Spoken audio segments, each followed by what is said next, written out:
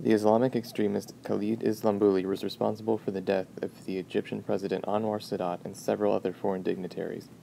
His actions served to further destabilize an already tumultuous region.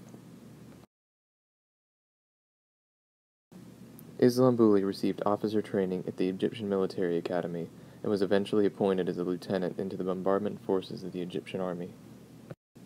Shortly after his appointment, Islambouli joined the Egyptian Islamic Jihad movement, which was a sect of the Egyptian military that purported to spread Islamic fundamentalist ideals. It isn't known precisely how strong the movement was within the military, but the combined supporters and members probably reached into the thousands.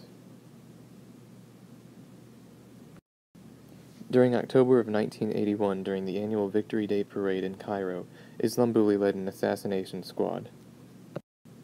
When Islambouli's part of the parade neared the president, he dismounted the truck with 3 hand grenades hidden under his helmet. Believing that this was part of the parade, the president rose to salute the approaching soldiers. Islambouli quickly threw his grenades and began emptying his AK-47 into the crowd.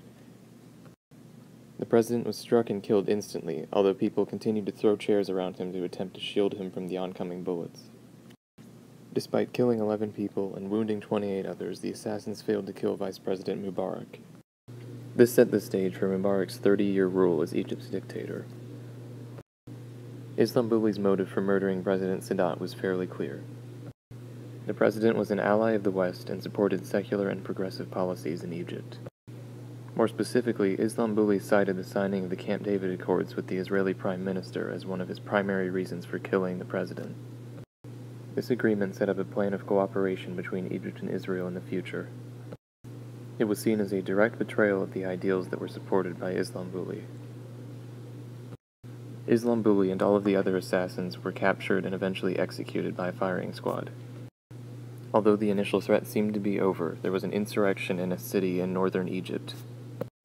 Rebels were able to take control of the city for a few days before paratroopers from Cairo were sent in to retake the city. Shortly after his execution, Islambouli was declared a martyr by the Ayatollah of Iran.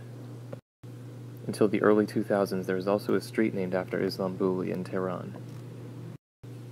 Despite all of this, the most important result of the assassination was probably the fact that Vice President Mubarak succeeded to the presidency.